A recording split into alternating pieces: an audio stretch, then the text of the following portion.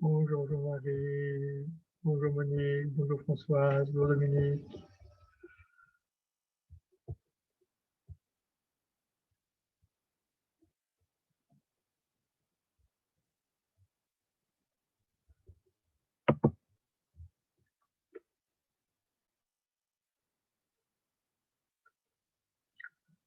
Bonjour Idéo.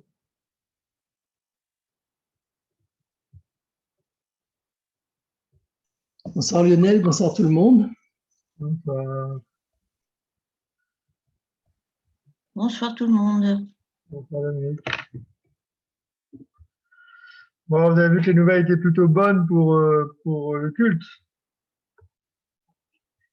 Les règles sont à changer, on va quand même pouvoir vivre la semaine pascale, c'est quand même de très bonnes nouvelles, je trouve. Qu'est-ce qu'il a dit? On n'a pas suivi. Et pas suivi, donc on est parti sur un confinement 7 jours sur 7, mais beaucoup plus allégé. Donc il y aura une dérogation, mais avec beaucoup plus de possibilités disons, de sortie en plein air, de profiter de la nature, durée illimitée dans un rayon de 10 km. Si on y va pour marcher, mais réduction des commerces non essentiels. Mais le culte, c'est inchangé. Donc, ça veut dire qu'a priori, on peut encore célébrer le culte dans les conditions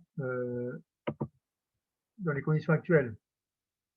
Oui, Il n'y a aucune règle, en fait. Il n'y a aucun changement pour les cultes. Donc, je pense qu'il y aura une aide sur l'attestation. On peut penser qu'il y aura du coup une case culte.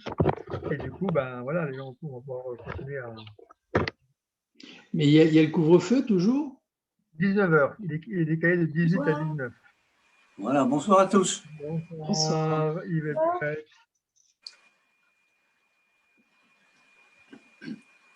Donc, non, mais bon, on repart dans une période de temps, de période de restriction, mais en tout cas, pour la vie. Alors, par contre, je pense que le caté au Monari, ça va être compliqué. Je pense que les réunions au presbytère, ça va être compliqué. Là. Il avait dit 5 minutes avant.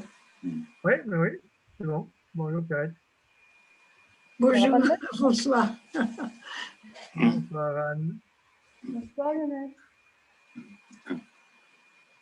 Anne, vous pouvez mettre une petite caméra, hein? L'utilisation de l'ordinateur est aussi réglementée. Il y a un couvre-feu pour ordinateur. À quelle heure, comme vous voulez, voilà. C'est imminent. Couvre-feu de l'ordinateur. Le fait est que c'est très contagieux par les réseaux. On est tous en contact les uns avec les autres. Donc, on va tous malades. il y a des virus partout. Hein. Il y a des virus partout. Ouais. Ouais, je devais partir le 12 avril. Je suis déçue. Ah, zut, Anne. Le mariage reporté. Aïe. Mon anniversaire reporté. Ils ont indiqué la durée? Un mois. 4 semaines. Ouais. Interdiction de quitter la région. Ça veut dire qu'on est ce qu'on appelle en vase clos.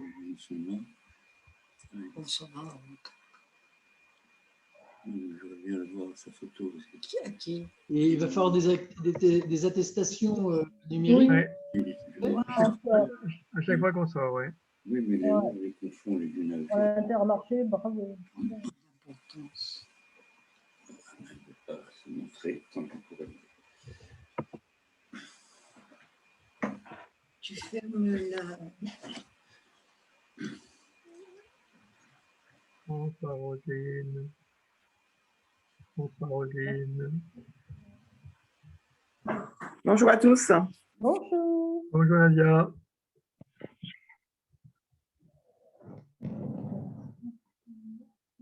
On n'a pas le droit de sortir plus d'une heure, c'est ça? Non, alors, sauf si c'est en extérieur, ça peut être 10 km illimité pour aller prendre l'air. Mais comme on veut, je crois. Hein. Par contre, il y a moins, tu ne pourras pas aller faire trop de courses parce que les commerces sont fermés. Tu pourrais venir prier à l'église. Et alors, dimanche, on garde la réunion?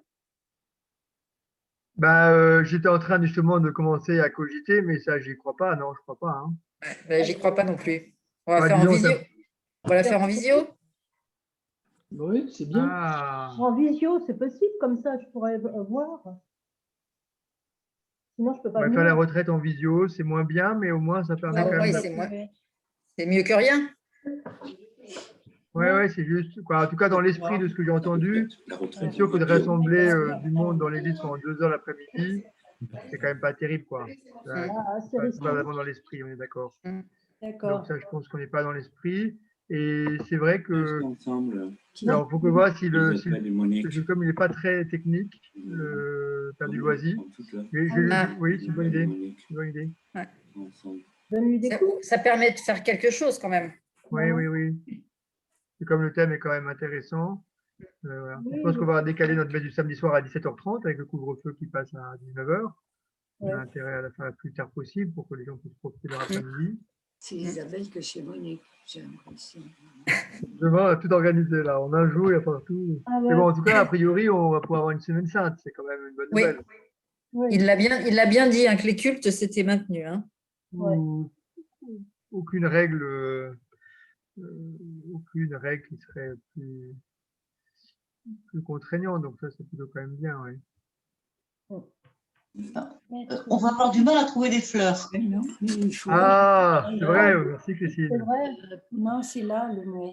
Il faudrait en acheter. Ça se fait pas en amont, ça. On peut pas, ça se met pas au congélateur, quoi. Il faut y en acheter pour mettre. Non. Ça marchait bien de la maison. Je vais voir ce qu'on trouve demain. Ouais, c'est vrai qu'il faudrait un peu anticiper ça. C'est une bonne remarque pour la semaine sainte. Derrière les Bonne remarque. Est-ce que tu avais écouté le son? On va acheter des plantes au marché en espérant qu'elles fleuriront. Ah, Oui, oui. c'est ça. Il plantes en faut pot. chercher des fleurs en pot. Il y a Voilà. il y a des lys, tout ce qui est lys calla lily, j'en ai vu. Je vais essayer d'en prendre demain. Je vois pas ce que c'est. Mais il n'y a pas grand-chose d'autre. Yvette, ça non, c'est pas bien. Des bulbes. Je ne sais pas s'il y a encore des bulbes. On peut planter les tulipes. Hein. On va planter. Oui, mais là, celle-ci. C'est pas Yvette, ça Ah non.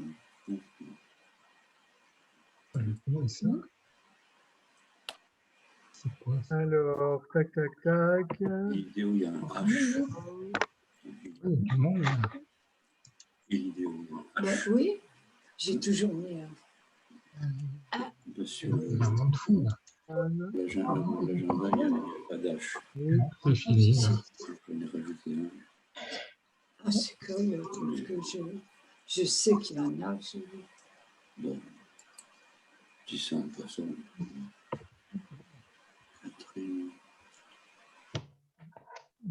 Bien. Bon. Monsieur qui vient de faire. On va couper le son. Là. C'est Yvette, c'était Yvette. Quoi? Là. Ah bah oui, elle, oui. Mais on l'a vu tout à l'heure. C'est pas qu'un chant.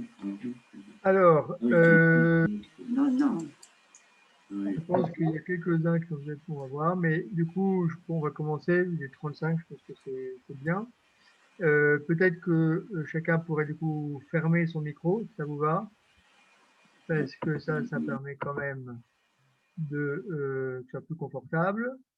Et puis, bien sûr, vous reprenez la parole dès que vous voulez, sans hésiter. Alors, je sais qu'il y en a qui ont travaillé, il y en a qui ont envoyé des comptes rendus tout à fait passionnants de leur travail, c'est super. Il y a aussi quelques questions par mail suite justement, au travail personnel de l'un ou de l'autre. Donc, en fait, ce que je vous propose, c'est que je vais reprendre tout de suite un petit peu l'analyse de Genèse 1, qu'on va tout de suite rentrer dans le cœur du sujet. Et puis, à la fin, s'il y a des questions qui restent en suspens, si je n'ai pas tout répondu, on essaiera voilà, on prendra un temps d'échange comme à chaque fois. Mais je vous propose d'avancer plutôt comme ça parce que essayer de faire en 1 heure Genèse 1, c'est un peu une gageure. C'est quand même un texte d'une telle richesse que c'est quand même relativement court.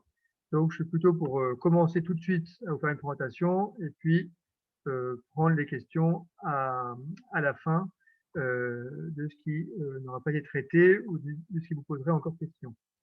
Alors, je vais tout de suite partager mon écran.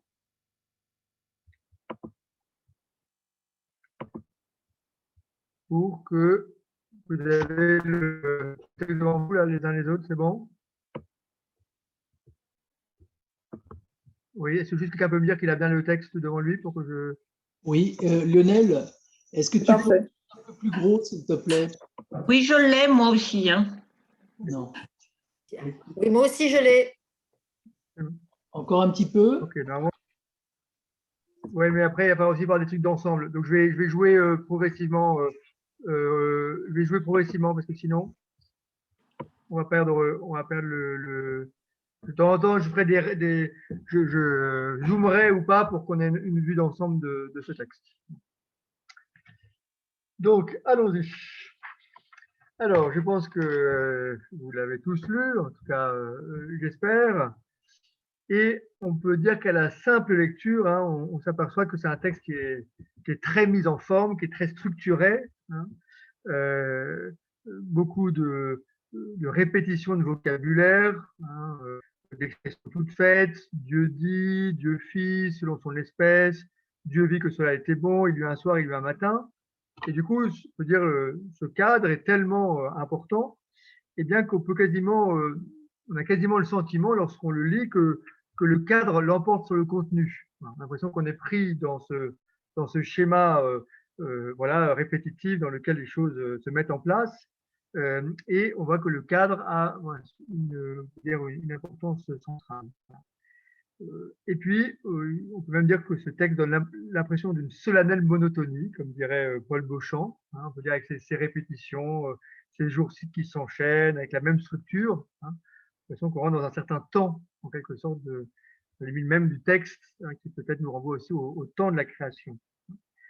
Et bien sûr, dans un cadre aussi structuré, il faudra regarder les régularités, hein, j'ai envie de dire les points qui reviennent, et puis aussi hein, les exceptions, parce que c'est aussi toutes les exceptions qui vont être on peut dire les points d'attention hein, que l'auteur veut souligner.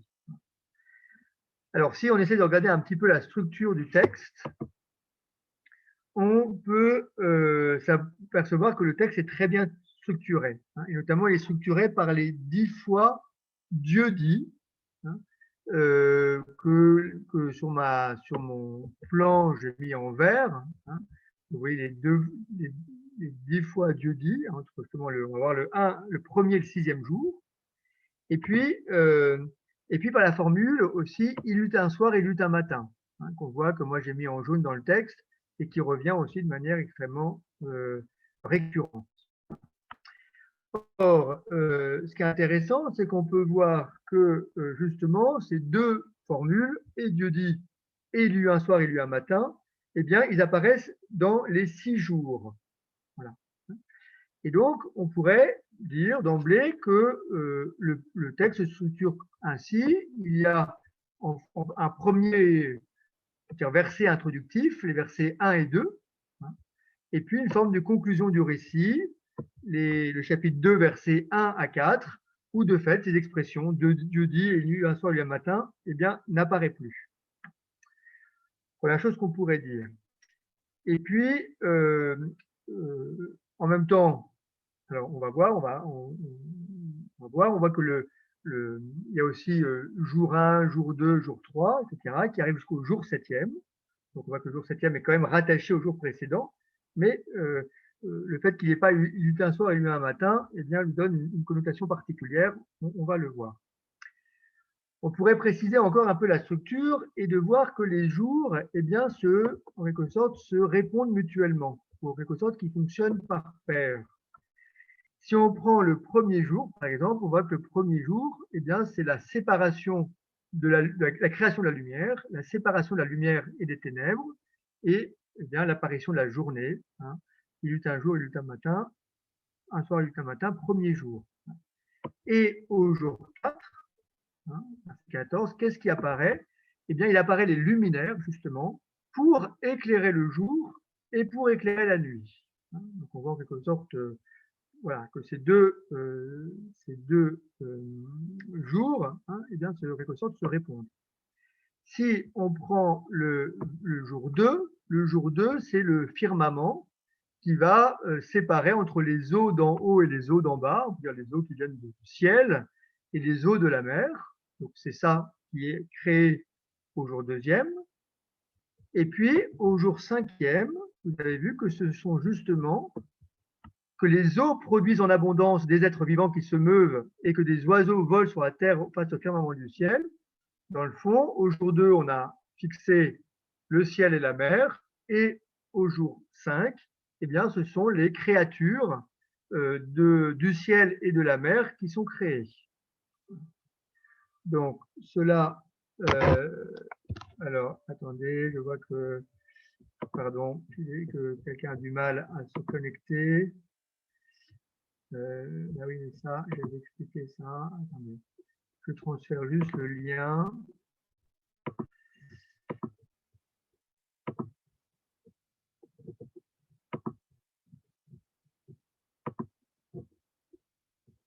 Ah, pardon.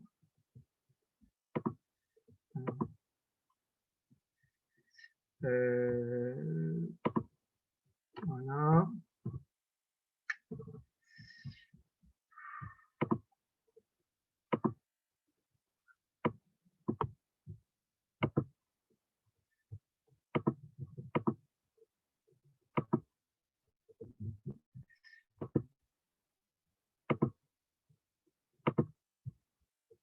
Voilà, pardon. Donc, c'est bon, j'ai tout prévu. Donc, voilà, vous voyez, jour 2 et jour 5 qui se répondent, parce qu'au jour 2, on crée en quelque sorte le ciel et la mer, et au jour 5, ce sont les créatures du ciel et de la mer qui sont créées, avec les oiseaux et l'ensemble, on peut dire, des poissons, hein, tout ce qui se meut dans la mer. Et puis, le jour 3, le jour 3, c'est l'apparition de la Terre. Et puis l'apparition de la verdure sur la terre. Et au jour 6, pardon, et bien ce sont justement la création des animaux qui vivent sur la terre, bestiaux, reptiles et bêtes sauvages, création de l'homme. Et puis, dans la foulée, eh bien, on s'aperçoit que qu'est-ce que Dieu donne, on va y revenir, à tous ceux qui habitent sur cette terre, et bien justement, la verdure, les fruits des arbres fruitiers, des plantes, etc., qui sont donnés en nourriture. Donc, on voit que c'est quand même assez intéressant, cette affaire-là, et on se rend compte que du coup, on pourrait quasiment dire, comme dans les jours 1, 2, 3, c'est quasiment le cadre spatio-temporel qui est bâti, avec le temps, le premier jour, on va y revenir, et puis ensuite l'espace, le ciel, la mer, la terre, jour 2 et 3. Et puis ensuite, le jour 4, 5 et 6, c'est comme ce qui va se mouvoir dans ce cadre spatio-temporel, les astres au jour 4, et puis les vivants hein, au jour 5 et 6, hein, vivants qui habitent le ciel, la mer et la terre. Donc, assez. On peut voir d'ailleurs que pour confirmer ce plan, c'est que Dieu appelle, le verbe appeler, il apparaît juste dans les 3 premiers jours, donc dans le fond, juste pour le cadre spatio-temporel.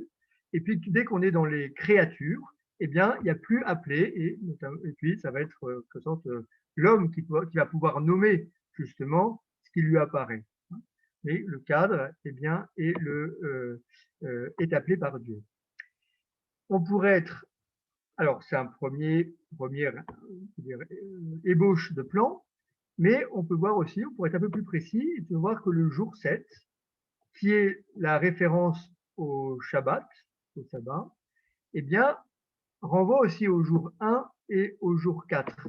Parce qu'au jour 1, on fixe en quelque sorte le cadre temporel, le jour et la nuit.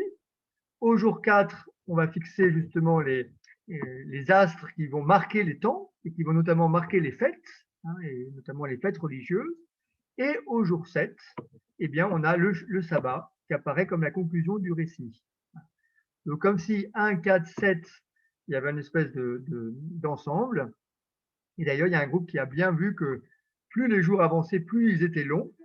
Hein, et on sait par exemple, alors attendez, il y a Geneviève qui m'appelle. Oui, Geneviève, oui, qu'est-ce qui vous arrive? Si, tout marche, je vous prends le bon lien sur le site.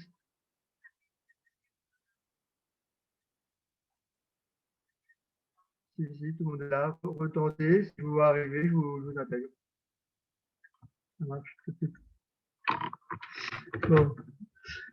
Et donc, du coup, voilà, 1, 4, 7 qui se répondent.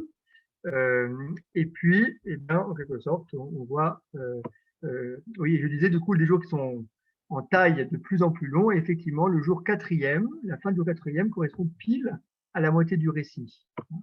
Donc, en quelque sorte, voilà, le jour 4 a quasiment un jour charnière, quasiment central, avec justement les astres qui vont permettre de marquer le temps et notamment de marquer les fêtes religieuses, qui apparaît, eh bien, on peut dire comme le centre entre le jour 1 et le jour 7. Donc, vous voyez, c'est un texte quand même assez structuré. Et puis, maintenant qu'on a vu ça, on va essayer de rentrer dans le détail. Et lorsqu'on prend les versets 1 et 2, au commencement, Dieu créa le ciel et la terre était informe et vide, et les ténèbres sur l'abîme, et l'Esprit de Dieu planait sur les eaux, eh bien, on peut se poser, bien sûr, la question de savoir si ce monde a été créé ex nihilo. C'est ça qu'on peut se poser, parce qu'on a l'impression qu'au moment où Dieu crée, il y avait déjà un certain nombre de choses qui étaient la terre, les ténèbres et l'abîme. Alors d'abord, on peut voir qu'effectivement, le texte est très bien construit, parce que ces trois éléments, les terres, les ténèbres et l'abîme, qui est un mot qui veut dire les eaux profondes, eh bien, apparaissent dans la suite du texte. Et effectivement, ils ne sont pas créés par Dieu. Si vous prenez le jour 1, qu'est-ce que Dieu fait? Il crée la lumière, et puis il la sépare des ténèbres, justement. On n'a pas besoin de nous dire qu'il crée la ténèbre, parce qu'on a déjà dit au verset 2 qu'elle existait. Donc, Dieu peut créer la lumière, et il peut la séparer des ténèbres, parce qu'elle est déjà là. De la même manière, au jour 2, on ne nous dit pas que Dieu crée les eaux, il crée le firmament, on pourrait dire les voûtes du ciel, qui va justement séparer les eaux d'en haut et les eaux d'en bas. Donc c'est ça qui est créé, mais les eaux sont en quelque sorte distinguées, séparées, mais elles ne sont pas créées. Et de la même manière, au jour 3, Dieu va assembler les eaux de la mer en un seul lieu pour que la terre apparaisse, mais on ne nous dit pas que la terre est créée à ce moment-là, elle apparaît pour que, quelque sorte, elle se dégage de la mer qui est assemblée en un seul lieu. Vous voyez, le texte est quand même bien construit. Donc, effectivement, on a l'impression qu'il y a des éléments qui préexistent à l'action créatrice. Et en même temps, on voit que l'ensemble de ce verset 2, qui nous donne des éléments qui ont l'air d'être là, eh bien, est en quelque sorte sous l'autorité du verset 1. Au commencement, Dieu créa le ciel et la terre. Certains exégètes voient comme le titre du passage, et qui de fait revient tout à la fin du texte. Chapitre 2, verset 4a. Telle fut l'origine du ciel et de la terre quand ils furent créés. Donc on retrouve exactement une création de ciel et terre. Donc on voit que la création du ciel et de la terre encadre le récit, et on nous parle bien de Dieu qui crée le ciel et la terre. Et du coup, on voit que dans ce texte-là, on parle bien de l'acte créateur de Dieu, mais on voit que l'acte créateur de Dieu, eh bien, il est multiple. Ça va être justement, eh bien, par exemple, on va voir de limiter, de circonscrire un certain nombre de réalités qui sont là, comme les ténèbres, ou l'abîme, ou les eaux. Mais on voit aussi que Dieu crée des choses nouvelles de fait. Il dit que soit la lumière, et la lumière fut. Il crée le firmament. Il crée justement les astres, les vivants, etc. Il fait bien des actes créateurs. Parfois, il appelle. Donc, en quelque sorte, il donne le nom. Et du coup, on voit que l'acte créateur on peut dire, est large. L'acte créateur, c'est faire des choses différentes, c'est aussi organiser, c'est aussi mettre en forme, c'est aussi appeler. On voit que l'acte créateur, eh bien, il est plus large que simplement faire sortir du néant. On voit qu'il y a c'est une réalité, on peut dire, plus profonde. En tout cas, pour l'auteur biblique, en l'occurrence, C'est pas vraiment dire qu'une chose soit et qu'elle est. Hein. Il y a aussi, on va avoir une organisation qui est mise en place, qui fait partie de l'acte créateur. Ce qu'on peut dire d'emblée, je crois que c'est important, c'est de dire qu'avec juste ce texte-là, on ne pourrait pas affirmer, dans le fond, la création ex nihilo de manière radicale, à savoir qu'il n'y avait rien et que Dieu a tout créé. Parce qu'on voit qu'il y a des choses qui ont l'air de préexister. Alors, en fait, c'est important parce que vous savez que jamais on ne prend un seul texte de la Bible comme un tout, jamais on l'absolutise. Et l'affirmation de la création ex nihilo, eh bien, elle apparaîtra dans un autre texte de la Bible, qui est le livre des Maccabées, deuxième livre des Maccabées, chapitre 7, versets 28 à 29, dans un contexte de persécution où justement une mère encourage ses enfants à ne pas craindre le bourreau qui veut les tuer au nom de leur foi. Hein, et cette mère leur dit « Je t'en prie, mon enfant, lève les yeux vers le ciel et vers la terre, vois tout ce qui s'y trouve et sache que Dieu n'a pas fait cela de choses qui existaient et qu'il en va ainsi de la race des hommes.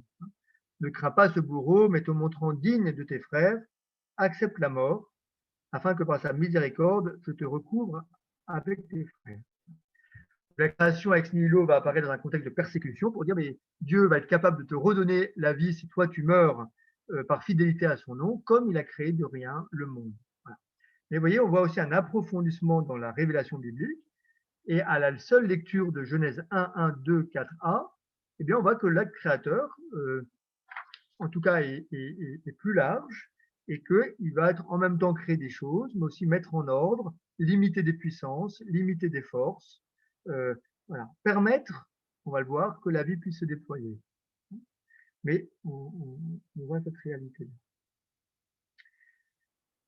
Si on avance, on va regarder un petit peu chaque jour, en essayant de voir quelques points importants. Dans le jour 1, Dieu crée la lumière. Voilà. Et ça pose problème. Je ne sais pas si vous êtes arrêté cette difficulté. Je pense que l'un ou l'autre, oui, parce qu'il me l'a signalé. C'est qu'on voit qu'au jour 4, eh bien, il y a les astres qui apparaissent et qui vont justement éclairer la terre et dominer au jour et à la nuit. Voilà. Ils sont créés au 4e jour. Alors, si la lumière, ce n'est pas la lumière des astres, qu'est-ce que c'est que cette lumière? On peut dire, ben voilà, vite, la lumière, elle apparaît avec les astres et la lumière du soleil. Qu'est-ce que c'est que cette lumière qui apparaît? D'abord, on peut repérer que si on en reste vraiment au texte, on s'aperçoit que la création de la lumière et sa séparation des ténèbres, eh bien, va permettre l'apparition du jour. Hein, Dieu appela la lumière jour et appela les ténèbres nuit. Il eut un soir, il eut un matin, jour 1. C'est-à-dire que ça va permettre, eh bien, avec cette alternance du jour et de la nuit, de l'apparition de la journée, justement. Parce qu'à la fin du verset 4, parce que Dieu appelle la lumière jour et les ténèbres nuit, il eut un soir, il eut un matin, jour 1.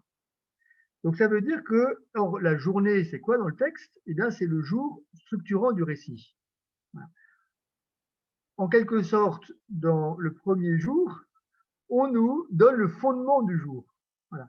Dans les versets 3 et 4, on nous dit qu'on peut créer, il me semble, le fondement temporel, c'est-à-dire la journée, qui va ensuite eh bien, être en quelque sorte le leitmotiv qui va revenir eh bien, jour après jour.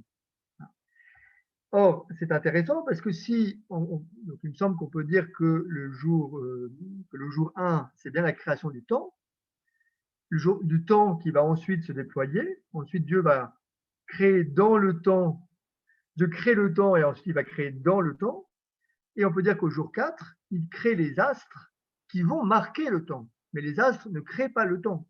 Voilà. On a d'autres marqueurs du temps, le changement qu'on vit, je sais pas quoi, la croissance, etc. Sur Mars, où il n'y a pas la Lune, il y a quand même du temps. Donc, on voit bien que le jour, il me semble que ce premier jour n'est pas tant, justement, quelque sorte, les astres, mais la réalité temporelle qui va justement ensuite eh bien, se déployer jour après jour. Et puis, il y a une autre manière de comprendre ce jour 1, c'est qu'on voit que la lumière apparaît avec la parole de Dieu. Dieu dit que soit la lumière et la lumière fut. Voilà. Et on voit que cette parole, elle rompt avec le chaos initial et elle crée un ordre, une signification. Elle commence à créer quelque chose qui va faire sens. Et on va le voir aussi dans le texte, hein, qui dit sens, dit signification et dit aussi direction. Le sens, c'est aussi ce vers quoi on marche, hein, le but du chemin. Et du coup, on voit que la parole crée justement ce monde qui a un sens, c'est-à-dire qui a une signification et qui a une direction. Et dans le fond, ça va être l'ensemble de l'enjeu de ce texte, de nous montrer justement la direction de ce monde, sa vocation, ce qu'il a à accomplir. Et en ce sens, on peut dire que la parole de Dieu est vraiment la lumière du monde, parce que c'est elle qui lui apporte son sens, sa signification et son but. Voilà. Donc il me semble qu'on peut lier assez profondément ces deux idées, hein, d'un univers temporel, mais d'un univers temporel, c'est un univers qui a un sens, et ce sens, il apparaît parce que la parole de Dieu advient, et justement la parole, c'est ce qui donne un sens aux choses. Tant qu'il n'y a pas de parole, il n'y a pas de lumière. La lumière, c'est la parole. Voilà. Et ça, c'est ce qu'un psaume reprendra, hein, le psaume 119, verset 105. Ta parole est une lampe pour mes pieds, lumière pour ma route. Ta parole est lumière pour ma route. Dans quelque sorte, on va voir comment la parole de Dieu va être au principe de l'ordonnancement du monde, et du coup de la signification du monde, de la direction du monde. Donc ça, c'est le jour, ce jour 1, hein, création du temps, création de la signification, je dirais, création du sens. Les choses vont avoir un sens.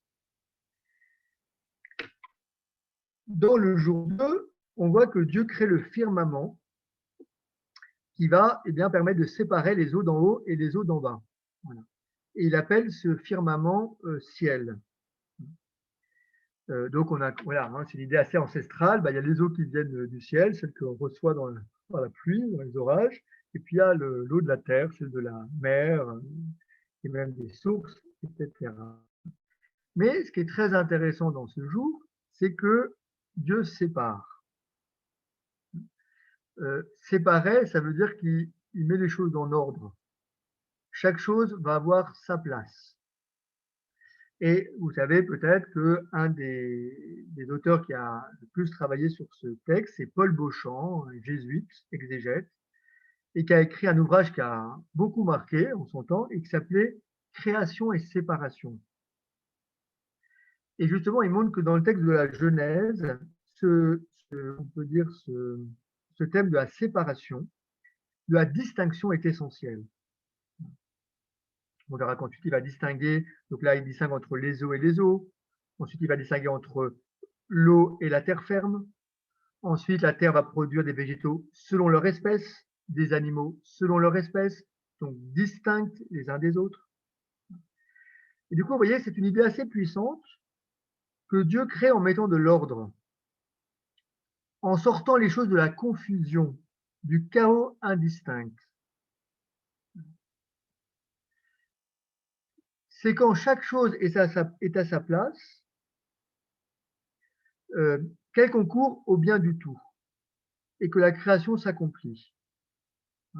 Et je pense que déjà pour nous, c'est intéressant, même spirituellement, hein, parce qu'on voit que même l'unité que Dieu veut entre nous, ce n'est pas une unité de confusion ou d'indistinction, c'est une unité où chacun prend sa place pour le bien de tous.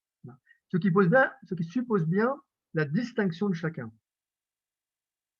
Plus tard, Dieu distinguera Israël du reste des nations. Et cette séparation, hein, à la limite aussi dure soit-elle à vivre, pourquoi eux, amènera le salut de tous. Voilà. Je pense qu'on pourrait réfléchir dans nos vies comment souvent on peut dire le mal, eh bien c'est justement la confusion. Voilà. Des relations qui ne sont pas ajustées. Chacun n'est pas bien à sa place. Du coup, la vie ne peut pas jaillir. Et on voit bien que pour que la vie jaillisse, il faut que les choses soient à leur place. Et aussi dans nos relations humaines, il faut que chacun de nous soyons là où nous devons être.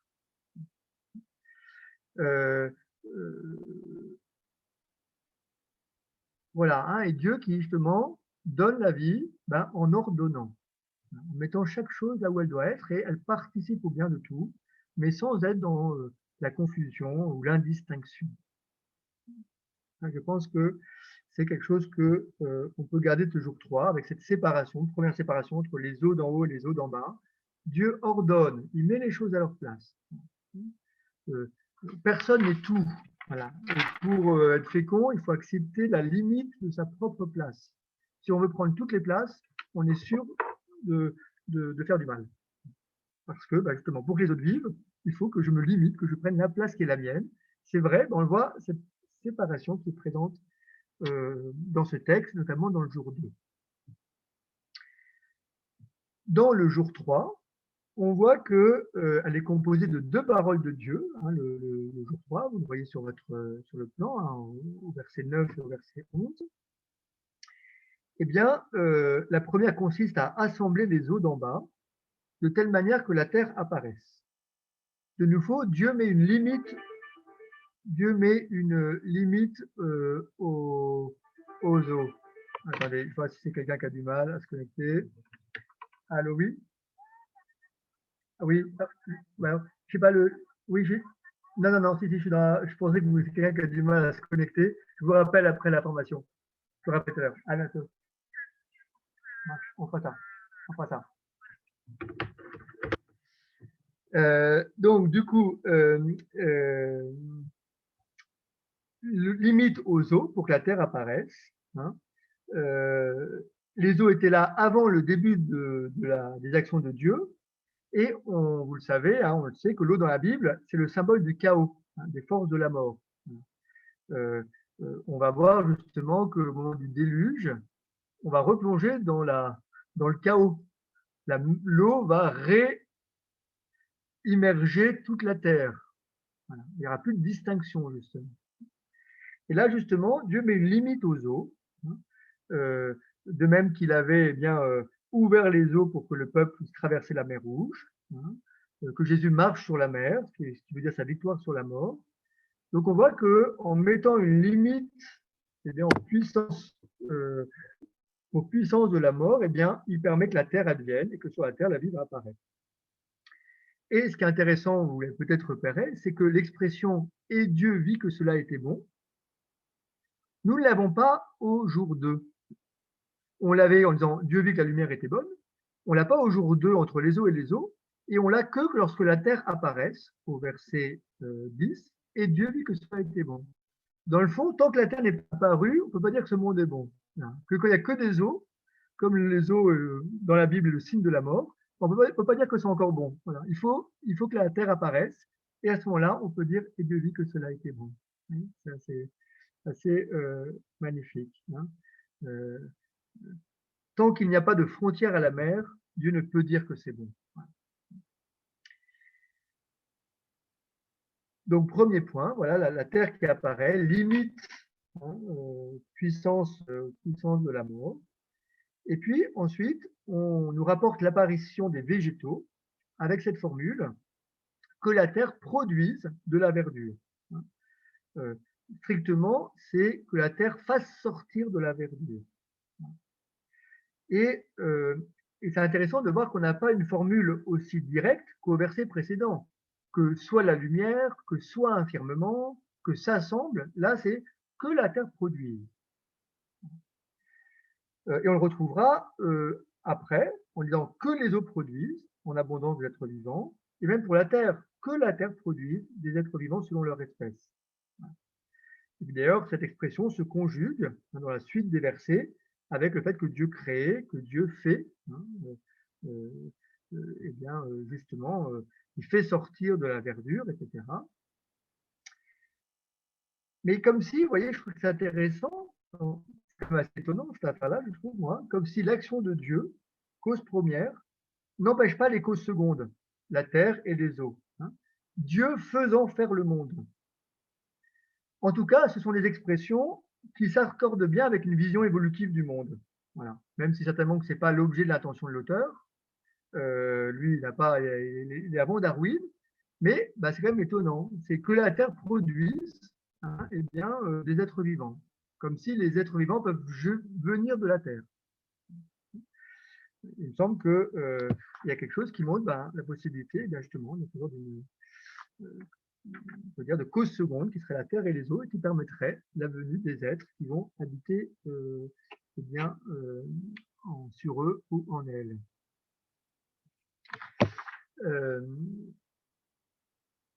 Voilà. Et puis, il y a donc le fait que, on l'a vu tout à l'heure, que dans le jour 3, il produit la verdure, et même les arbres portant du fruit selon leur espèce. Donc, on pourrait dire ça, ce n'est pas le cadre, ce n'est pas le contenant, c'est le contenu. Mais en fait, comme au jour 6, on va se rendre compte que justement toute cette végétation est ce qui va permettre aux vivants de se nourrir, on a l'impression que ça, en quelque sorte, que ça fait partie du cadre comme ce qui va permettre à des vivants de grandir sur cette terre. Et ça fait qu'on peut, à mon avis, le tenir comme faisant partie du contenant, parce que le contenu qui va arriver, les animaux et les vivants, etc., les poissons, vont avoir besoin de cela pour pouvoir vivre. Je vous l'ai dit tout à l'heure, le jour 4 apparaît vraiment comme on peut dire, au centre du récit, avec la création des astres. Et l'auteur donne 3 finalités à la création des astres. Séparer le jour et la nuit, servir de signe pour les fêtes, les jours et les années, et éclairer la terre. Et puis, ensuite, l'auteur reprend ces 3 finalités dans l'exécution. Et puis, au centre, il nous dit qu'il fait le grand luminaire pour dominer au jour et le petit luminaire pour dominer à la nuit. D'abord, je crois que ce qu'on peut tirer de ça, c'est qu'on nous dit que les 2 grands luminaires, donc le soleil et la lune, sont des créatures de Dieu. Parce qu'elles sont créées par Dieu. Et il faut quand même voir que c'est quand même assez révolutionnaire, parce que dans les civilisations qui entourent Israël, on a tendance à diviniser les forces cosmiques, et notamment le soleil. Le dieu soleil, ça va avoir quand même une longue postérité. Ben là, on nous dit que le soleil est créé par Dieu. Le soleil n'est pas lui-même. Et en plus, on nous dit qu'il domine au jour et à la nuit. Autrement dit, il ne domine pas sur l'homme. Ce ne sont pas les astres qui régissent ou qui régulent la vie de l'homme, comme l'astrologie pourrait le prétendre.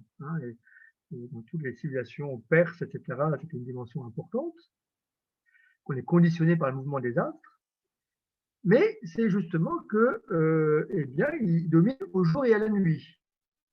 Or, en dominant au jour et à la nuit, ils vont servir de signe pour les fêtes, les jours et les années, vont permettre de fixer la fête de Pâques, de la Pentecôte, etc., pour le peuple juif. Or, ces fêtes, c'est justement ce qui permet à l'homme d'honorer Dieu, de se tourner vers Dieu, de se recevoir de Dieu. Donc, on voit en quelque sorte, on peut dire, les forces cosmiques, et notamment les astres, comme au service de l'adoration que l'homme doit à Dieu seul. Voilà. Il n'attire pas sur eux en quelque sorte la lumière, si on peut dire, mais qui invite justement à se tourner vers Dieu. Voilà. Alors, je vois que Agathe, tu as posé une question. Je propose de finir, je n'en ai plus pour très longtemps, et comme ça, après, on prend les questions, et ça permettra de ne pas couper le récit, pas couper l'ensemble, mais on reprend les questions après. Donc voilà, et puis on va le voir avec le jour 7, parce que au jour 7, c'est l'institution du sabbat, et donc on voit à quel point, dans le fond, ce texte-là nous dit que la création du monde, elle a pour but le culte de Dieu. Elle a pour but qu'on honore Dieu. Que tout est fait pour que l'homme puisse rendre gloire à Dieu. Ça, je pense que c'est un point assez important. Le jour 5, c'est la création des poissons qui habitent la mer et des oiseaux qui volent à la surface de la terre, qui volent dans le ciel. Et puis, il me semble que ce qui est intéressant dans ce verset, c'est l'affirmation que les grands monstres marins sont créés par Dieu. Et Dieu créa les grands monstres marins et tous les êtres vivants qui se meuvent, verset 21. Et ça, je vais vous en dire un mot, en tout cas, dans le poème Enuma Elish, eh bien, il y a des grands monstres de ce type-là, qui justement étaient divinisés, qui étaient comme des forces démoniaques qui étaient à l'œuvre eh bien, dans le cosmos. Eh bien, on voit que là, le texte biblique, avec même une certaine ironie, eh bien, dit vos grands monstres marins, eh bien, c'est tout simplement des créatures de Dieu. Voilà. Et que tout est sous l'autorité de l'unique vrai Dieu. Je pense que ça, c'est, elles sont simplement des créatures. Avec le jour 6, on a l'apparition des animaux et de l'homme. On avait déjà noté l'expression que la terre produise, des êtres vivants selon leur espèce. Puis on a la distinction entre les bêtes domestiques, les reptiles, c'est les rampants dans le texte, et les bêtes sauvages. Mais bien sûr, ce qui est intéressant dans le texte, c'est à partir des versets 24 à 28, pour l'homme à partir de 26. Bien sûr, ce qui est intéressant dans la création de l'homme, c'est la nouveauté tout à fait étonnante qui apparaît dans la structure du texte et qui est le faisons. Faisons l'homme à notre image, sur notre ressemblance. Un délibératif en Dieu. Et puis aussi les mots image et ressemblance qui apparaissent. Il me semble que, dans le fond, ces mots-là en tant que tels eh bien, ne sont pas expliqués. On nous dit que l'homme est fait à l'image de Dieu, mais on ne nous dit pas ce que ça veut dire. Et dans le fond, je crois que c'est important de dire que le texte lui-même ouvre une histoire d'interprétation. À l'intérieur même de la Bible, eh bien, on va voir qu'on va essayer de comprendre ce que ça veut dire qu'être à l'image de Dieu. Vous voyez, je crois que c'est très important, et d'ailleurs j'en profite pour vous dire ça. Là, je vous nomme un certain nombre de choses que j'ai vues dans le texte, mais ce n'est pas exclusif. Voilà. Tout texte, et notamment la parole de l'Écriture sainte, est toujours plus riche que ce qu'on peut en dire. Et donc, eh ben, on a toujours à continuer à creuser, et elle appelle même une interprétation. Vous voyez, elle ne règle pas tout, donc ça veut dire quoi qu'on est à l'image? Eh bien, il faut travailler, il faut comprendre, et puis on voit comment, comment dans le fond, les croyants de toutes les époques eh bien, ont cherché à le faire. Et même le faisons, est-ce que c'est déjà une annonce de la Trinité? Est-ce que c'est Dieu qui parle à la cour céleste? Voilà, il faut, est-ce que c'est Dieu qui parle à l'homme? On va voir, c'est une interprétation qui a pu exister. Eh bien, c'est des questions légitimes et qui nous mettent en mouvement pour essayer de comprendre le texte. Il me semble qu'on peut repérer quelques petits points pour essayer quand même de répondre juste avec ce texte-là à ce que signifie être image de Dieu, ce qui nous permettra de voir ensuite les autres questions. D'abord, c'est quand même extraordinaire, fondamental dans ce texte, l'homme est le seul être à qui Dieu parle. Il leur dit. Il y avait bien une bénédiction des poissons, poissons de la mer et des oiseaux du ciel. Dieu les bénit 10 ans. Croissez, multipliez-vous, remplissez les eaux de la mer, que les oiseaux se multiplient sur la terre. Mais pour l'homme, c'est et Dieu les bénit et Dieu leur dit, croissez et multipliez-vous, remplissez la terre et assujettissez-la. Donc l'homme est un être capable de Dieu, un être capable d'entrer en relation avec Dieu. Voilà. Dieu crée déjà un partenaire d'alliance, celui avec qui il va pouvoir entrer en relation. Ça, c'est quelque chose de tout à fait spécifique de l'homme qui est exprimé là. Le deuxième point, c'est qu'on nous dit précisément, Dieu créa l'homme à son image il le créa, mâle et femelle il les créa, homme et femme il les créa. C'est-à-dire que l'être humain est un être sexué. Et qui dit sexué dit que nous sommes justement des êtres qui sont faits pour la relation. Personne n'est autosuffisant. Notre corps même dit que nous sommes faits pour la relation. Eh bien, cette réalité-là, on peut dire qu'elle renvoie aussi un peu sur le faisons. Un Dieu relation qui crée un être humain relation. Le fait qu'on soit relation, eh bien, nous ouvre Dieu relation. Et puis, ensuite, la dernière chose, c'est la domination sur la terre. Remplissez la terre et assujettissez-la. dominer les poissons de la mer et les oiseaux du ciel et toute bête qui rampe sur la terre.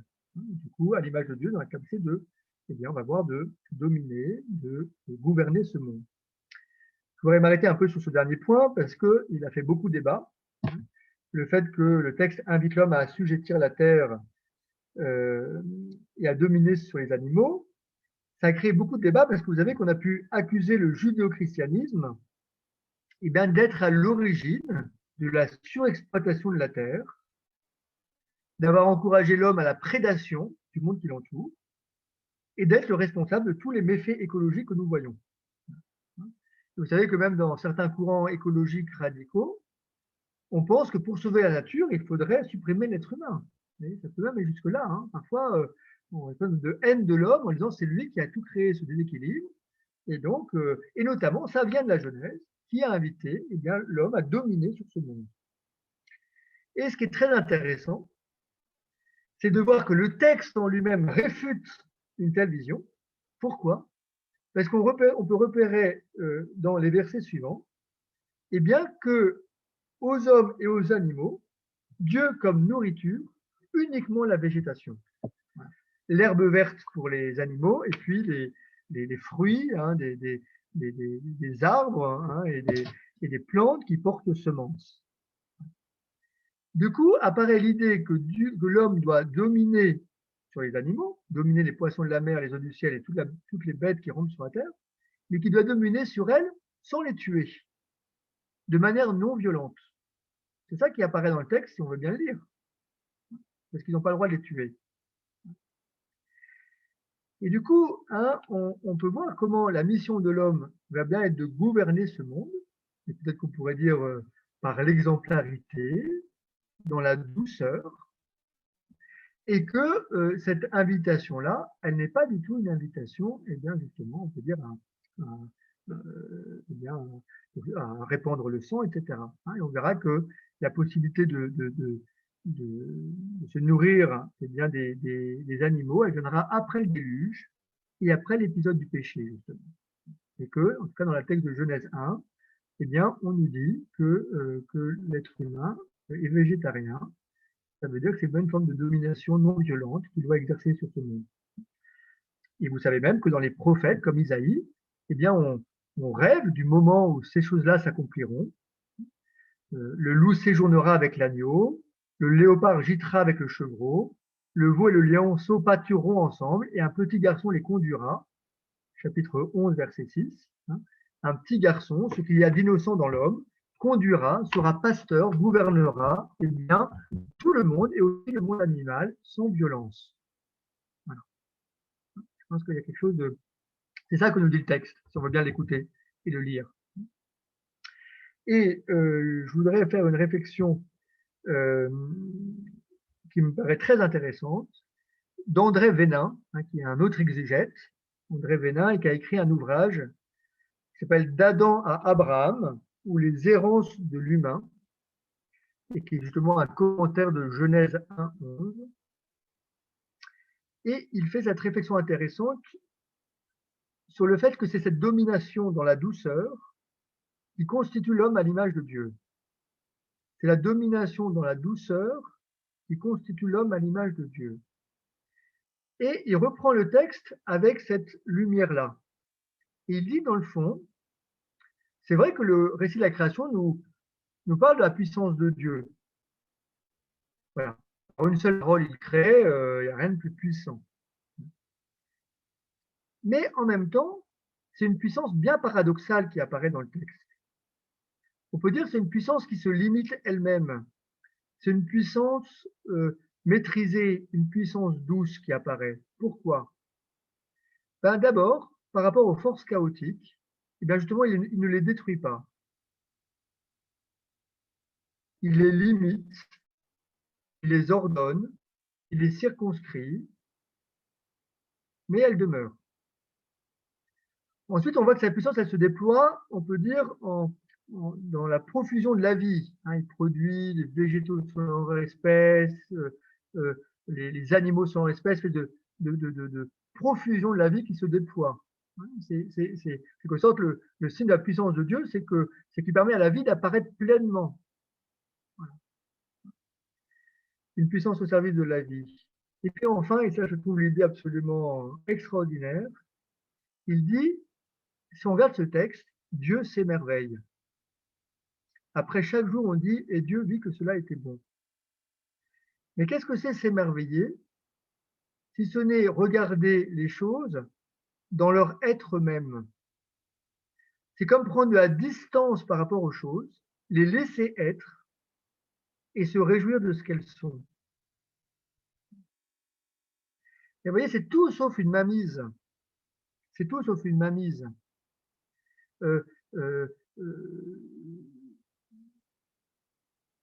C'est une espèce d'attitude extrêmement chaste par rapport à ce monde.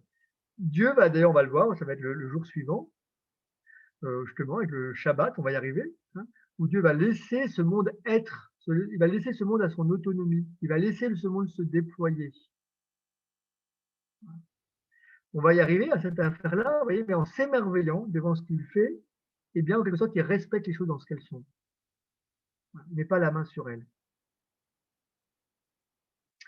Et alors, avant d'arriver au jour 7, et puis, il me semble que, et André Vénin fait cette réflexion sur le fait que nous-mêmes, nous devons bien, exercer notre puissance de manière douce.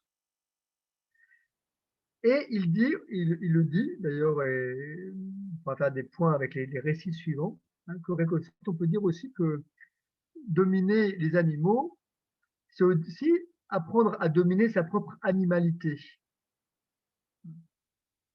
Ce monde de passion, de pulsion, de désir de jouissance, de posséder, etc. Mais justement, c'est une domination qu'on a exercée, mais une domination dans la douceur. Ordonner nos puissances de vie pour qu'elles restent au service de la vie, qu'elles respectent profondément l'autre, qu'elles ne mettent pas la main sur l'autre, qu'elles soient justement source de vie pour les autres. Et bien ça, c'est aussi une forme de domination qu'on a exercée en nous-mêmes, pour que les autres puissent vivre à côté de nous. Pas prendre toute la place, prendre une place, etc. Cette domination dans la douceur qui est aussi, dans le fond, la mission de l'homme, ce qu'il va devoir faire.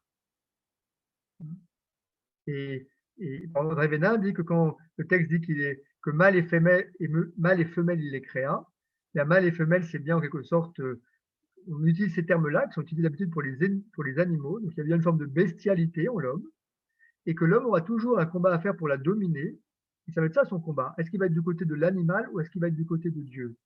Est-ce qu'il va être du côté de Dieu en dominant cette animalité pour qu'il en devienne le pasteur et qu'il soit du côté de Dieu, ou est-ce qu'il va se laisser aller à cette animalité? Le texte, je pense, touche des points comme ça, si on veut bien le lire. Excusez-moi, Père, est-ce que vous avez bien enregistré? Oui, je pense que c'est enregistré, j'espère. Ah bon. Normalement, oui. Normalement, c'est automatique, donc j'espère que oui. Et puis, donc, toutes ces réflexions nous amènent sur le jour 7, qui va vraiment, à mon avis, finir de déployer cela. Le septième jour, c'est le jour où Dieu se repose.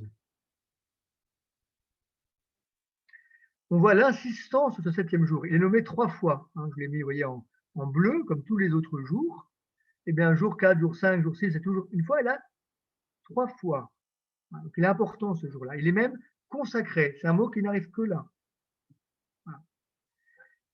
On a même quasiment l'impression que tout le but de ce texte est d'arriver à l'institution de ce jour du repos, de ce jour du sabbat. Mais c'est très intéressant. Pourquoi dans ce jour? Parce que d'abord, il n'y a plus l'expression il eut un soir, il eut un matin. Comme si ce jour ne se finit pas. Comme si justement, maintenant que Dieu a créé ce monde, il se retire pour laisser ce monde bien, pouvoir se déployer, développer ses potentialités. Hein. Les êtres vivants ont à croître, à se multiplier, à remplir la terre. Ils doivent dominer au sens de gouverner ce monde avec douceur. Il y a toute une mission. Eh bien, Dieu laisse l'homme à sa mission. Il y a peut-être qu'on en parlera, hein, on insiste beaucoup dans le Concile Vatican II sur l'autonomie des choses créées, les choses ont leur loi, les choses ont leur ordonnancement propre. Ben oui, Dieu laisse le monde fonctionner comme il est. Et puis le deuxième point qu'on peut garder, c'est que bien sûr, hein, ce jour du sabbat, il va devenir aussi un commandement pour l'homme. Hein. Il y a les 10 paroles de création. Bien sûr, elles font référence aux 10 paroles de la loi, au décalogue de l'Exode. Et dans ces 10 paroles, il y a le commandement du sabbat. Mais qu'est-ce que c'est que le commandement du sabbat? C'est justement s'arrêter. Et s'arrêter pourquoi? S'arrêter justement pour, eh bien, contempler ce monde qui nous est donné. Mesurer que ce monde est d'abord un don avant d'être notre œuvre. Mesurer que notre vie, notre joie, etc. est d'abord ce qui nous est donné avant d'être le fruit de notre action. Mais si on s'arrête jamais, on oublie ça. On a l'impression qu'on s'est fait soi-même, qu'on est juste l'artisan de son existence, que ce monde n'est que ce que je vais en faire par mon travail. S'arrêter, c'est dans le fond se limiter. Et se limiter dans l'action de grâce en mesurant d'abord tout ce qui nous est donné. Nous n'avons pas fait ce monde, nous l'avons reçu. Et en l'ayant reçu, eh bien, nous pouvons nous en réjouir. Et en l'ayant reçu, eh bien, justement, on va pouvoir le travailler dans la douceur parce qu'il est reçu comme un don de Dieu. Et je finis avec deux petites choses, on va pouvoir échanger. D'abord, vous savez que dans l'Exode, on avait vu ça avec Christine au premier semestre, que la demande du peuple à Pharaon, c'est de partir dans le désert, rendre un culte à Dieu. Dans le fond, c'est demander de pouvoir vivre le culte. Or, qu'est-ce que fait Pharaon? Il est en train de les écraser par le travail. Les régimes totalitaires ont toujours voulu écraser les hommes par le travail. Quand quelqu'un travaille 7 jours sur 7, 12 heures sur 12, il n'a plus le temps de réfléchir. Il n'a plus atteindre sa liberté, sa respiration dans l'éternel. Et qu'est-ce que demande le peuple? C'est de pouvoir aller rendre un culte. Il demande dans le fond de pouvoir vivre ce qui est marqué dans ce texte de la Genèse, d'avoir un jour pour rendre grâce à Dieu. Et ça, c'est le principe de la liberté spirituelle, où on va discerner, où on va écouter, où on va voir ce que l'on fait, où on va se rendre compte que est-ce que nos actions, elles sont justes, est-ce qu'on ne perd pas notre temps à faire des choses qui sont sans intérêt, qu'on peut faire des choses tellement plus utiles. Est-ce que je suis pas en train de courir derrière des idoles? Est-ce que c'est bien la présence de Dieu que je cherche? Mais si on s'arrête jamais, jamais on pourra mesurer ça. Les moines qui s'arrêtent dans leur journée pour prier, le jour du sabbat, et tout ça, ce sont des moments fondamentaux pour pouvoir, eh bien justement, recevoir ce monde de Dieu, recevoir nos vies de Dieu, et réfléchir comment être ajusté dans notre place dans le monde. Mais si on se laisse prendre dans des rythmes de vie où jamais on souffle, ben on est pris dans un cercle infernal, mais on n'est plus digne de la création, qui nous invite justement à cette respiration. Je crois que ça, c'est des points extrêmement profonds. Le deuxième point que je voulais vous dire, c'est que c'était Geneviève qui avait posé la question du lien entre les récits et les mythes babyloniens. Alors, il y a des liens très précis entre ce texte et le mythe Enuma Elish. Mais comme ça me paraît un peu long de rentrer dedans, je vous ai fait une fiche que j'ai mise sur le site internet où j'ai mis justement le lien entre les récits de la création et le mythe Enuma Elish, avec quelques extraits commentés du mythe Enuma Elish, où on voit la vision du monde que ce mythe déploie et comment le récit de la Genèse eh bien, prend le contrepoint. Voilà, un seul Dieu par rapport à une multitude de dieux, un combat cosmique, une puissance démoniaque dans le monde. Voilà. Alors, je pense que le mieux, si ça vous intéresse, c'est d'aller la lire. Hein, c'est un recto verso, donc c'est pas très compliqué. Parce qu'on ne peut pas tout faire en 1 heure. Et du coup, on en reste là et on va pouvoir échanger sur tout ça. Du coup, je vais peut-être arrêter le texte parce que moi, du coup, je ne vous vois pas hein, avec le partage d'écran. C'est plus agréable et on pourra intervenir. Donc, il y avait Agathe qui avait levé la main. Oui, merci. En fait, moi, ma question, c'est par rapport aux étoiles. Oui. Je me dis, mais, comment ils pouvaient savoir à l'époque, est-ce qu'ils connaissaient ce que nous, on connaît grâce aux scientifiques par rapport à la galaxie? enfin, par rapport aux planètes et tout. Comment eux, ils ont pu dire quelque chose dessus? Il y avait une connaissance, il faut dire qu'il y avait des relations avec le monde babylonien et que le monde babylonien était un monde spécialisé en astronomie et par conséquent et en astrologie, les deux sciences, et par conséquent, il y avait déjà toute une connaissance qui existait et qui expliquait justement peut-être pas d'une manière scientifique comme nous l'entendons, mais comme eux l'entendaient à leur époque. Oui, et puis vous voyez, je pense, Agathe aussi, que en tout cas, la grande affirmation du texte biblique, c'est que les astres sont des créatures de Dieu. Et ça, je pense que c'est pas le fruit de découvertes scientifiques, c'est le fruit de leur expérience qu'il y a un seul Dieu qui est le Dieu d'Israël. Du coup, s'il n'y a qu'un seul Dieu, eh bien, ces forces cosmiques ne sont pas de Dieu. Dans la Bible, il n'y a jamais la divinisation de la moindre force cosmique. Et ça, c'est l'expérience, il me semble, fondamentale d'Israël, de dire notre Dieu n'est pas une force de ce monde, c'est un Dieu qui transcende ce monde. Alors, ils le disent comme ça, même, à mon avis, fortement polémique, lorsqu'ils disent que ce sont des créatures qui sont faites pour dominer au jour et à la nuit, et juste marquer les fêtes. Ils n'ont certainement pas toutes les connaissances d'aujourd'hui, certainement, mais ils peuvent dire en tout cas, ces astres ne sont pas de l'ordre du divin. Mais par exemple, par rapport aux monstres et tout ça, est-ce qu'ils font référence aux dinosaures? Alors non, je pense parce que je pense pas, parce que je pense que même les dinosaures, il a fallu beaucoup de progrès scientifiques pour savoir qu'il y a des dinosaures dans ce monde. Mais ils font plutôt référence aux monstres mythiques des mythes babyloniens.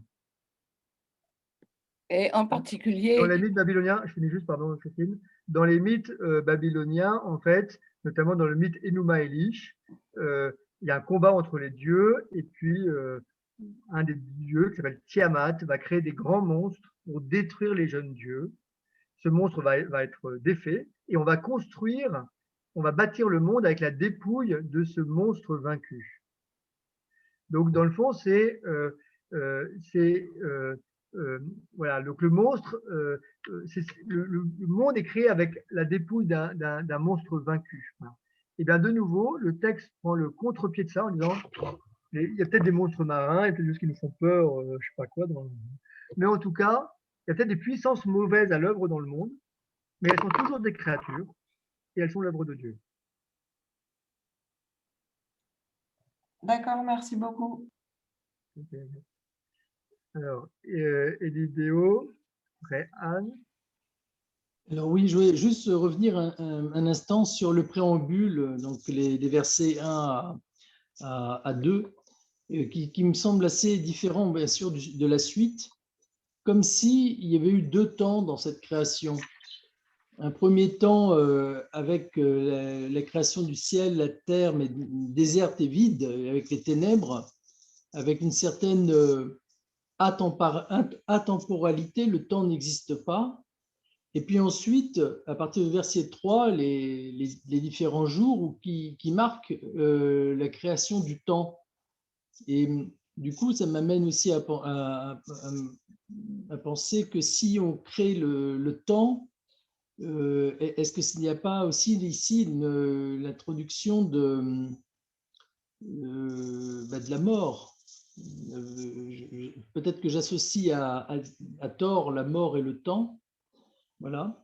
Et puis l'autre question que je voulais poser, c'est concernant la lumière et puis l'interprétation, je crois que c'était saint Thomas d'Aquin qui disait, je ne sais pas si c'est lui, un père de l'Église, qui disait que la création de la lumière est aussi le moment de la création de toute la partie, les êtres visibles et les êtres invisibles, tout ce qui est invisible.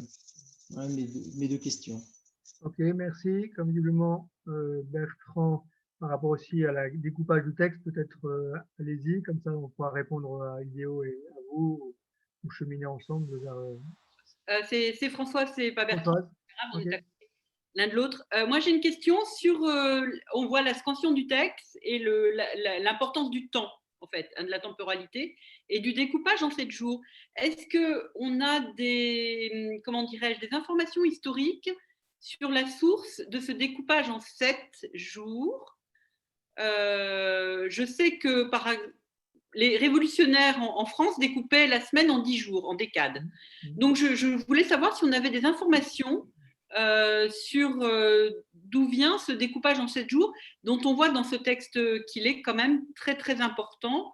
Alors, évidemment, on aura vite fait de dire que 7, c'est le jour parfait, des choses comme ça, mais pour moi, ce n'est pas vraiment une réponse.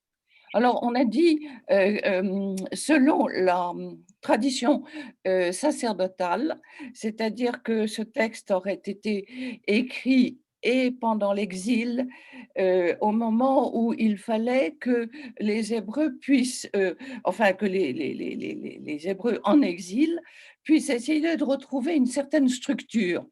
Et par conséquent, que ce texte était très structuré de telle manière qu'il puisse être mémorisé facilement. Et par conséquent, que ce côté très répétitif, premier jour, deuxième jour, etc., c'est justement pour pouvoir le faire qu'il soit appris et qu'il soit comme une sorte de catéchisme qui existait pour les populations en exil et donc qui se trouvaient en milieu païen, qui n'avaient plus de culte, plus de temple, plus de liturgie, où il fallait qu'ils aient, si vous voulez, quelque chose à quoi se raccrocher. Et par conséquent, comme ils n'avaient pas encore d'écrits ou peu d'écrits dans les conditions d'esclavage dans lesquelles ils se trouvaient, puisqu'ils avaient été déportés, il fallait absolument pouvoir mémoriser facilement, et par conséquent, c'est une des raisons que l'on donne pour caractériser ce texte. Merci. Est-ce que, Jérôme, c'est sur cette question des 7 jours ou c'est une autre question? Non, c'est à propos de ce que tu as évolué ex nihilo. Hein. Tu as parlé d'ex nihilo et en disant que finalement, il y avait quelque chose qui préexistait quand même, mais que dans le livre des Maccabées, on parle d'ex nihilo. Moi, je trouve il peut y avoir une lecture un peu non matérialiste du ex nihilo, c'est-à-dire en fait, à la limite, on s'en fout qu'il y ait eu de la matière avant ou après, enfin, que Dieu ait créé la matière à partir de rien. Quelque part, ça n'a pas trop de sens. Pour moi, par contre, je trouve qu'il y a une interprétation riche qui rejoint d'ailleurs ce que tu as dit ensuite, c'est-à-dire que finalement, et c'est cette doctrine alors, de la Kabbale hein, qui parle de Dieu qui se rétracte et qui d'une certaine manière laisse apparaître de lui-même la création, qui laisse être hein, en quelque sorte.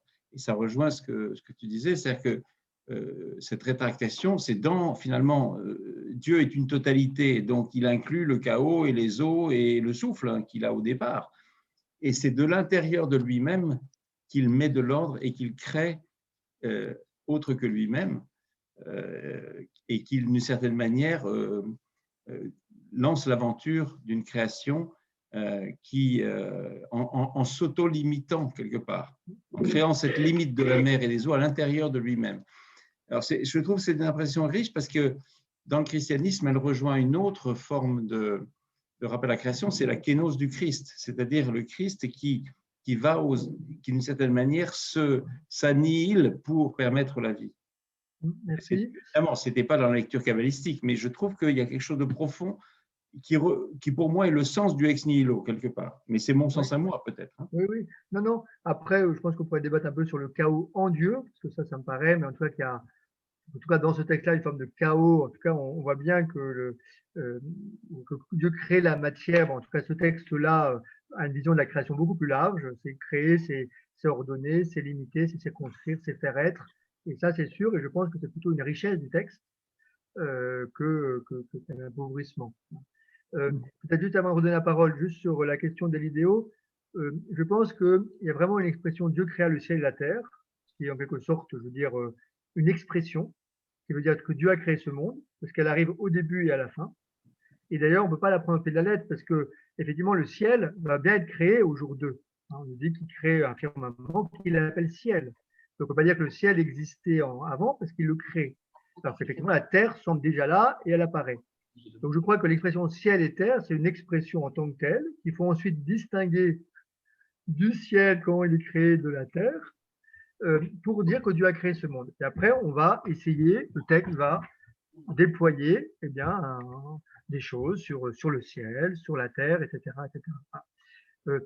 Le temps, c'est vraiment, je pense, le jour 1 qui crée le temps. Les jours 2 et 3, c'est plutôt l'espace, hein, les eaux du ciel, les eaux de la mer, la terre. Donc, je crois que le temps, c'est le jour 1.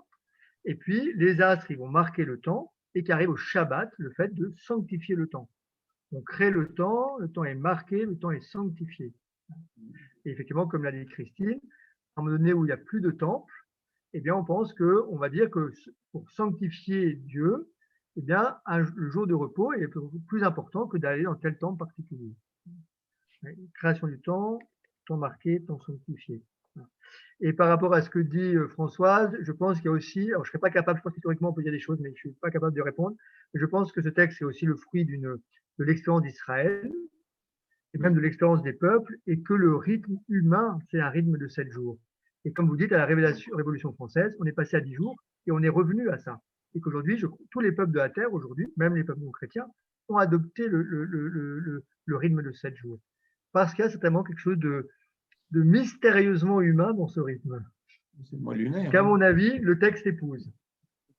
C'est quand même le mois Est-ce que, alors, je vous redonne la parole, mais est-ce que juste dans ceux qui n'ont pas à s'exprimer, est-ce qu'il ne faut pas que ce soit que les mêmes qui parlent? Donc ceux qui ont... Oui, Anne. Anne, vas-y. Tu as dit tout à l'heure, faisons à notre image, ressemblance. Tu as dit faisons, annoncer la Trinité. Je n'ai pas compris pourquoi. Alors en fait, parce que comme c'est faisons, on a l'impression que Dieu se parle à lui-même. Dieu se dit faisons l'homme à notre image. Alors en fait, il y a trois interprétations à ça. La première, c'est effectivement Dieu qui se parle à lui-même. Donc parler à soi-même, c'est un peu bizarre. Donc on dit c'est le Père qui parle au Fils. C'est Dieu qui lui-même, en relation, échange dans un colloque trinitaire sur un colloque trinitaire sur le monde qu'il va faire. Certains ont dit Dieu parle à sa cour des anges, ou certains disent Dieu parle à l'homme lui-même. Et ils disent, en fait, on voit qu'il veut faire l'homme à son image et à sa ressemblance. Et après, on dit qu'il créa l'homme juste à son image. Et dans le fond, on dit, l'homme est bien le représentant de Dieu, avec sa mission de dominer le monde comme on l'a vu, mais il faut qu'il lui ressemble. Or, lui ressembler, c'est notre liberté. Et du coup, en quelque sorte, c'est Dieu qui interpelle l'homme. Faisons l'homme à notre image, à notre ressemblance. Il y a une part qui vient de Dieu, le fait que l'homme soit à l'image, mais il y a une part qui vient de l'homme, c'est que l'homme devienne ressemblant à Dieu. Et ça, c'est notre liberté. Et ça va être justement tout le combat spirituel d'exercer par exemple notre domination de manière juste. Ça amène notre animalité, etc. Oui, Yves. Ça m'amène à faire une remarque assez générale pour ces récits de la création qu'on peut appeler entre guillemets des mythes, que ce soit pour les Égyptiens, les Babyloniens et puis les Hébreux, là, c'est que ces textes sont écrits au passé, c'est-à-dire qu'ils se placent dans un cadre figé. La réalité a été figée une fois pour toutes. Alors qu'on sait maintenant qu'il faut adopter un cadre évolutif, une vision évolutive de l'univers. À ce moment-là, d'ailleurs, il est plus difficile de situer ou de parler de création, puisque l'évolution montre la nature. Ce qu'on voit autour de nous, c'est la nature. La nature qui a évolué depuis des milliards d'années, en passant par des épisodes divers, une démarche aléatoire un peu. L'homme a émergé parce que les mammifères ont pu sortir de terre après la disparition des dinosaures, etc., etc. Bon, tout ça pour dire qu'il faut tenir compte que c'est en évolution. Et par rapport à ce que Lionel vient de dire, effectivement, ça rejoint ce que j'allais dire. À propos de il nous a appelé lui-même à réinterpréter le texte. C'est pour ça que je dirais pour ma part que Dieu crée l'homme à son image. Je dirais que c'est Dieu qui appelle l'homme à devenir son image. C'est un présent et un futur. Ce n'est pas dans le passé qu'il faut situer cette expression, c'est maintenant dans l'évolution de l'homme. Dieu appelle l'homme à devenir à son image, devenir son image, et c'est le chemin du salut. comme vous l'avez dit. Merci Yves. Je dirais quand même que je pense que c'est important ça. Je pense quand même que, j'essaie de le montrer, que par un texte comme cela, à mon avis, ne s'oppose pas à une vision évolutive du monde, avec des expressions comme que la Terre produise des êtres vivants selon leur espèce. On peut avoir l'impression que c'est la Terre qui va les produire, que ça va être toute une histoire et tout un cheminement. Et la science elle-même, et même la science de l'évolution, repose sur le fait que ce monde est un ordre, parce que sinon, on ne se mettrait pas à travailler, à comprendre cet ordre. S'il n'y avait aucun sens, si juste tout était qu'aléatoire, il n'y aurait pas de science possible. Or, ce texte, à mon avis, défend deux choses, en même temps qu'il y a un ordre, et en même temps qu'il y a une évolution et même une autonomie de ce monde.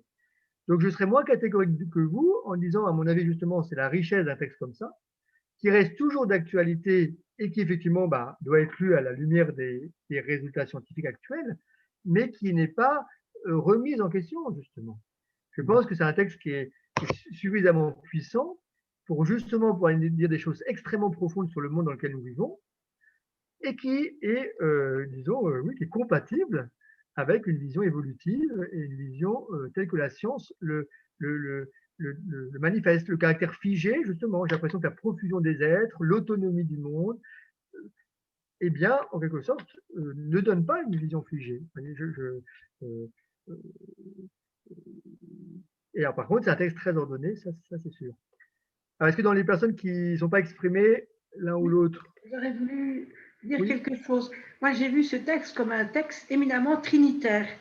D'abord, ce que Dieu dit, et il en fut ainsi.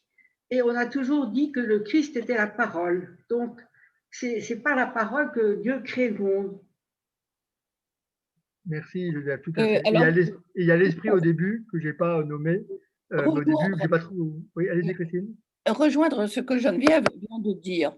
Dans les manuscrits du Moyen-Âge, on montre le récit de la création jour après jour.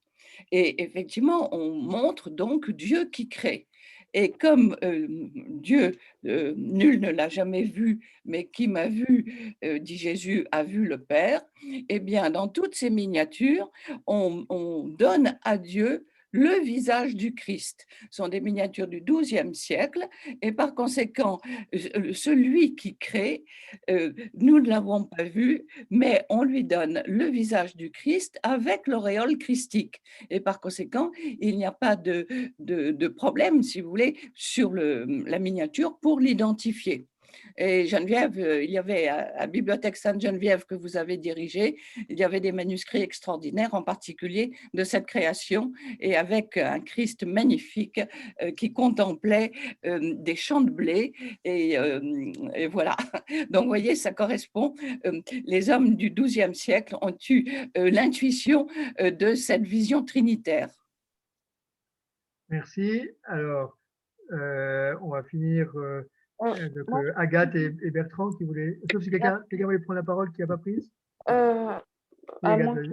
Oui, vas-y, Agathe. Du coup, en fait, pour rebondir sur ce que disait Françoise, oui. Christine, la personne juste avant, Christine. D'accord, Christine, oui. D'accord. En fait, moi, pour en avoir parlé un peu avec les sœurs bénédictines à Montmartre ou avec mon frère qui est plus imprégné du judaïsme, on va dire, il y a deux points que j'aimerais vraiment étayer avec vous. Le premier point, c'est que c'est écrit et Dieu créa l'homme à son image, mais c'est pas forcément une image physique d'être humain. Ça peut être par rapport comme vous disiez à un moment donné, à l'esprit.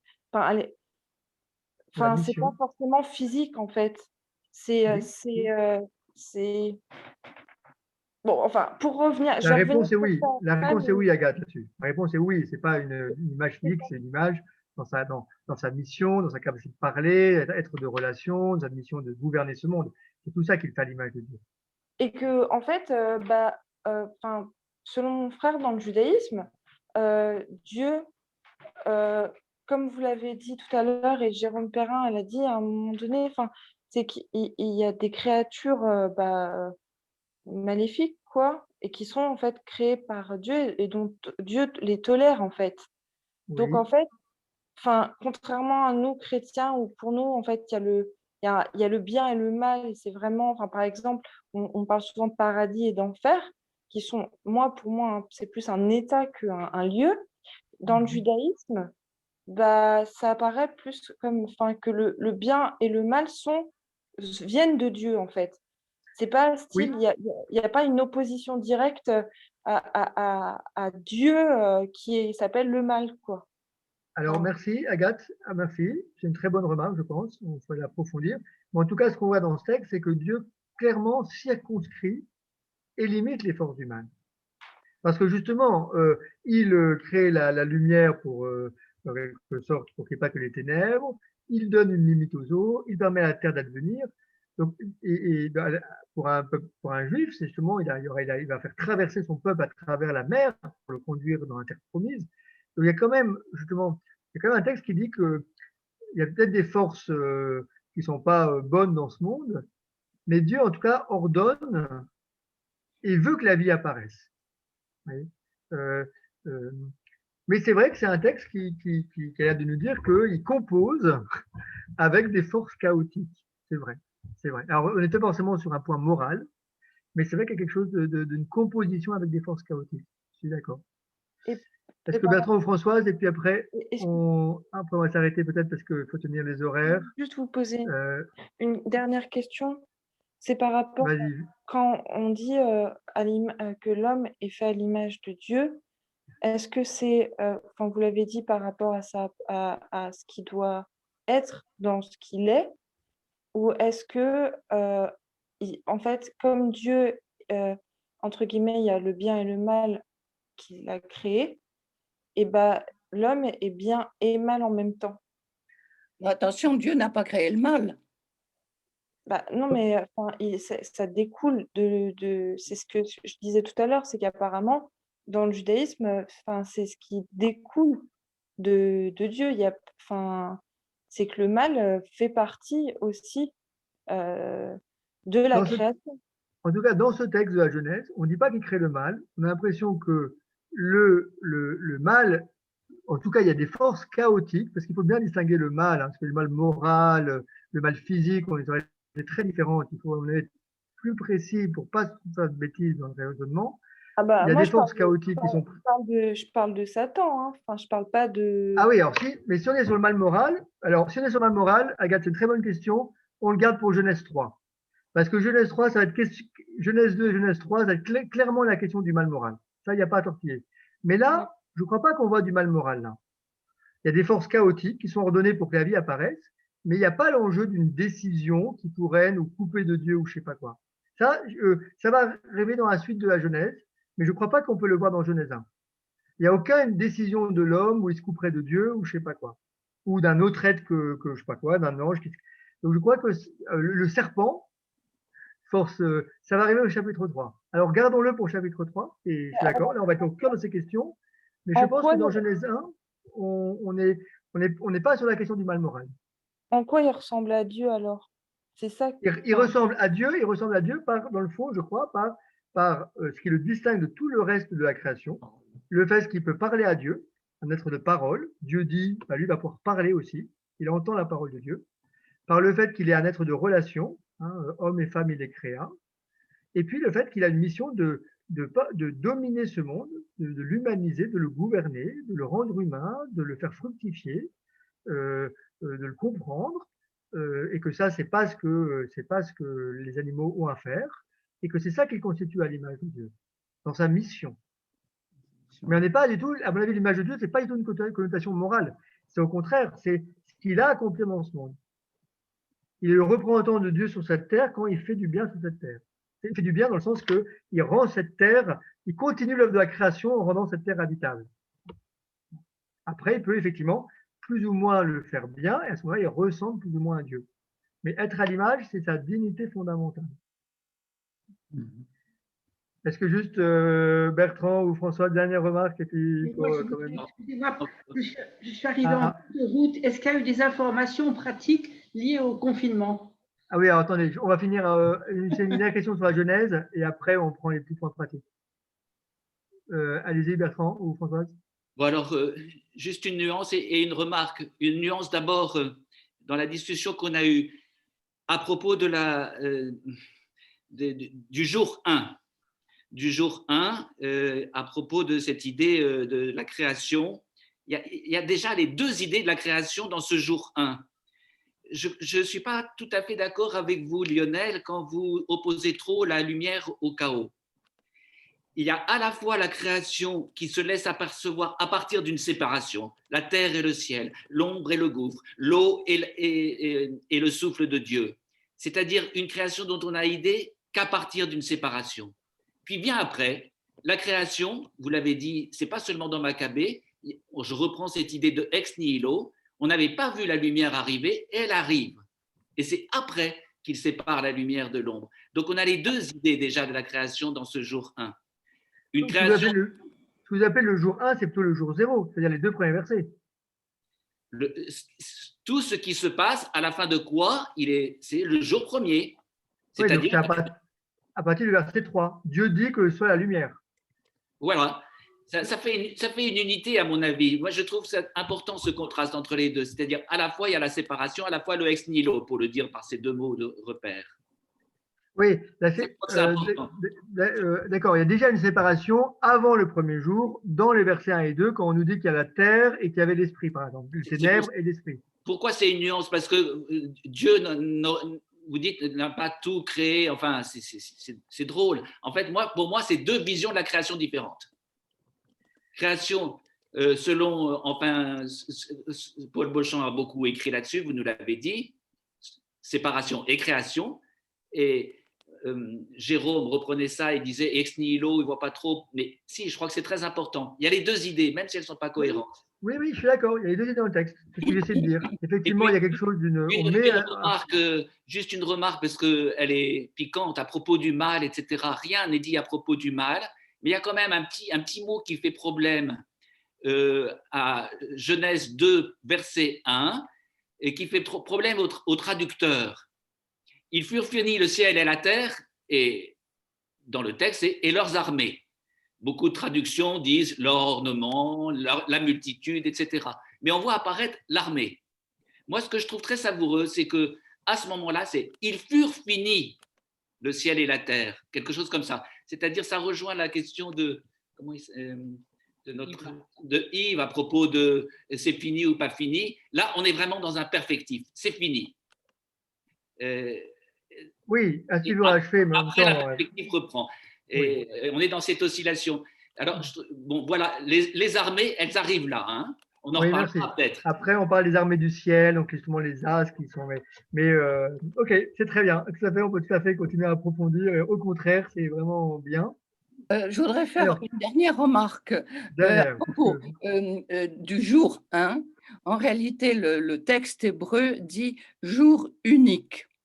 Et c'est intéressant parce que dans la grande prière juive, écoute Israël, le Seigneur notre Dieu est l'unique Seigneur. Et je trouve qu'il faut faire un rapprochement entre ce jour unique et l'unique Seigneur. Voilà. Ah, merci. Justement, jour unique comme la quintessence de ce que c'est qu'un jour, en quelque sorte. Mais bon, ça, alors, merci à chacun. Peut-être 2-3 petites choses pratiques. D'abord, je sais qu'il y a des petites équipes qui se sont mises en place pour essayer de travailler ensemble disons pour travailler ensemble avant nos rencontres du jeudi soir. N'hésitez pas à continuer à déployer ça. C'est sûr que ça, vous pouvez trouver 2-3 personnes dans votre entourage, peu importe, mais d'échanger sur le texte biblique et de l'avoir travaillé par soi-même, c'est sûr que c'est le plus intéressant. Hein, donc, je veux dire, là-dessus, n'hésitez pas. Deuxièmement, il y a une paroissienne qui n'a pas d'internet et qui serait très heureuse de pouvoir participer à cette formation. Du coup, elle est prête à se déplacer. Elle habite au croisement entre la rue Tolbiac et la rue Barrault, je crois, ou Vergniaud. Rue Vergniaud. Isabelle, allez-y, dis-nous. Oui, et la rue Barrault. Mais bah, donc, vous autrement. savez, c'est là où il y a beaucoup de commerce, là, près du Monoprix, du fleuriste, près du bureau de poste, rue de Tolbiac.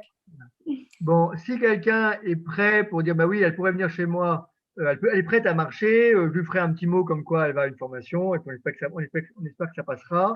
Voilà, du coup, mais si quelqu'un est partant en disant, bah oui, elle peut tout à fait venir chez moi, n'hésitez pas à vous me faites un petit mail là, comme ça, je vous mets en contact, et puis je sais que ça nous ferait très plaisir de pouvoir participer. Et aujourd'hui, n'ayant pas d'internet chez elle, elle ne peut pas. Et puis, troisième point pour répondre à Geneviève, on a touché vraiment un tout petit mot au tout début sur les annonces de ce soir. La seule chose que moi je peux dire, c'est que j'ai l'impression que pour notre vie ecclésiale, les nouvelles sont plutôt bonnes, parce qu'après le culte va pouvoir continuer dans les mêmes conditions qu'avant. Donc ça veut dire qu'on va pouvoir célébrer la messe le dimanche, ça veut dire avec les mêmes jauges, ça veut dire qu'on va pouvoir célébrer la semaine sainte. Donc tout ça, c'est des bonnes nouvelles. Par contre, je pense qu'on va être un peu impacté dans les groupes, catéchisme, aumônerie, bon, bref, tous les groupes en présentiel. Je pense que ça va être plus compliqué, mais au moins pour les célébrations, on va pouvoir maintenir. Et du coup, bah, maintenant, avec les infos qu'on a, on va secouer tout ça pour trouver la bonne formule. Et je communiquerai demain par un mail général, une fois qu'on aura tout bien décidé, ce que l'on va faire.